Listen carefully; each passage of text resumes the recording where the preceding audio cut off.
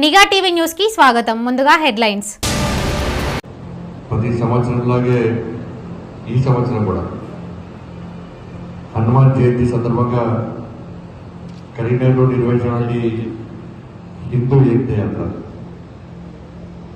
ఈసారి కూడా పెద్ద ఎత్తున నిర్వహించాలని చెప్పి నిర్ణయించడం జరిగింది. నాకు అనుగుణంగానే ఆ యాత్రను ఏ విధంగా విజయవంతం చేయాలని చెప్పి ఆలోచనతో ఈరోజు అందరం కూడా కలుసుకోవడం జరిగింది.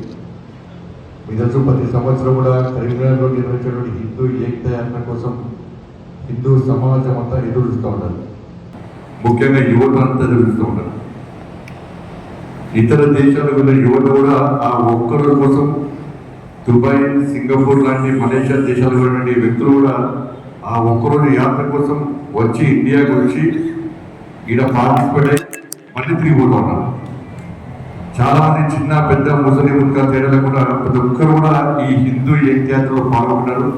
మొత్తం కాషాయ ధ్వజాలతోని, సాంస్కృతిక కార్యక్రమాలతోని, వాళ్ళ జోస్తోని ఈరోజు హిందూ ఏకయాత్ర ప్రతి సంవత్సరం ఇస్తున్నాం.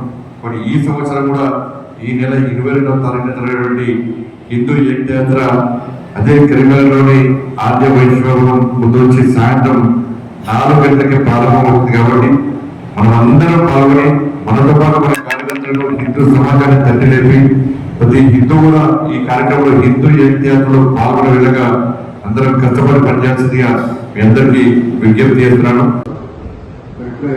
అధ్యక్షుడు కృష్ణారెడ్డి గారు చెప్పడం జరిగింది. కారణం ఏంటనేది మరి కార్యక్రమం చాలా గొప్పగా ఏ విధంగా చేస్తారని ఆశ్చర్యపోయారు. మరి అటువంటిది ఈ రోజు మాకు కూడా పాల్గొనే అవకాశం ఈ కార్యక్రమం చూస్తూ ఉన్నారు. మరి ఎండకాలం మరి ఈ రోజు మరి వారి యొక్క మనందరికీ కూడా చాలా సంతోషకర విషయం ఏంటంటే ఉన్నారు. కాబట్టి మనందరం కూడా ఈ కార్యక్రమం మరి ఈ రోజు కరీంనగర్ లో బండి సంజయ్ కుమార్ గారి నాయకత్వంలో ఏ కార్యక్రమం చేపట్టినా కూడా ఇప్పటి వరకు మరి చాలా గొప్పగా ఏ విధంగా మరి బండి సంజయ్ గారు మరి నిర్దేశిస్తే ఆ విధంగా మనందరం బాధ్యతగా తీసుకొని ఈ కార్యక్రమం విజయవంతం చేసి రాబోయే రోజుల్లో